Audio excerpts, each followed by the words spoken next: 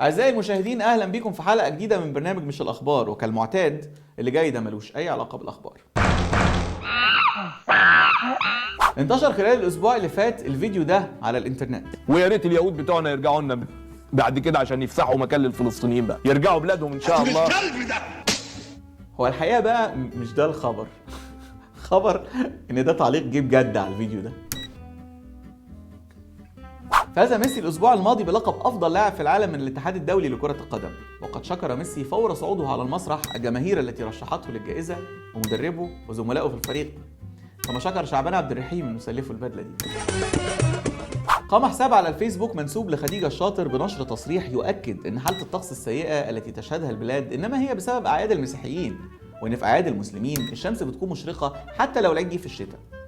وقد صرح العديد من أهل اسكندرية إن السبب مش أعياد المسيحيين ولا حاجة، بس دي بركات البرنس بتاعكم.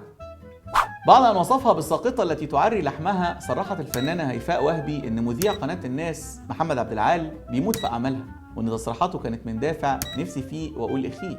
طلب عماد متعب الإعلام بالابتعاد عن زوجته يارا نعوم. روتين حياتي الشخصيه او روتين مراتي عامه، اي حاجه ليها علاقه بالكوره مش قادر افهم. وتساءل لماذا يتعرض الإعلام لحياته الشخصية. عايزه تقولي ليه يا عماد على الهوا قدام الناس ومصر كلها بتسمعك؟ اقول له انا بحبك جدا وربنا يخليك ليا.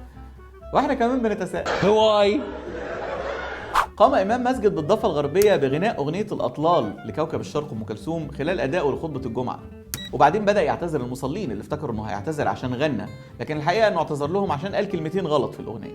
هاجم الدكتور طارق حماد عميد كلية التجارة بجامعة عين شمس مجموعة من الطلبة المحتجين على عدم منحهم جوائز مالية، وقال لهم الدكتور حماد بالحرف: اتلم ياض انت وهو بدل ما لمكوا واحد واحد، ولو ما تلميتوش هسيب عليكم طلاب الإخوان يدوكوا بالجزمة والله العظيم. قام السيد عصام الحداد مع وفد رفيع المستوى بالسفر إلى الإمارات العربية المتحدة للتفاوض بخصوص خلية إخوانية مكونة من 11 عضو تم القبض عليهم هناك. ونحب نشكر السيد عصام على مجهوده، ونحب برضه نفكره إن في 3 محبوسين في إثيوبيا بقالهم 17 سنة مستنيين حد يعبرهم. والآن مع فقرة تعليقات المشاهدين. به بيقول لنا: مش هتبطلوا تقلدوا باسم يوسف بقى؟ بنحب نقول له: بلاش انت تقلد الناس اللي بيقولوا لنا اننا بنقلد باسم يوسف، عيب. كاف الف من امبابه بيقول لنا انه مش بيضحك خالص لما يشوف البرنامج، وانه حاسس اننا مش كيوت. واحنا نحب نقول له: انت متاكد انك من امبابه؟ توته بعتت تقول لنا: يو ار سو كيوت، بيست بروجرام ايفر، قلوب كتير. وائل بقى بيسالني يقول لي: لو قطعنا لك يعني اجزاء معينه بس مصر تبقى من الدول المتقدمه تعمل ايه؟ هو الحقيقة أنا فكرت كتير جدا في الرد على السؤال ده، ولقيت إنك مش لازم تقطعه، هو كفاية عليه النهضة لوحده، مش محتاج حاجة الحقيقة. لم قاف من شبرا بيسألني: مين مثلك الأعلى؟ ده سؤال ده يا راجل؟ طبعا جون ستيوارت. فيها ألف بقى بيسألني: ما فكرتش تخس؟ أحب أقول له إني فعلا فكرت، بس التفكير لوحده مش كفاية. وكالمعتاد معانا الفقرة دي.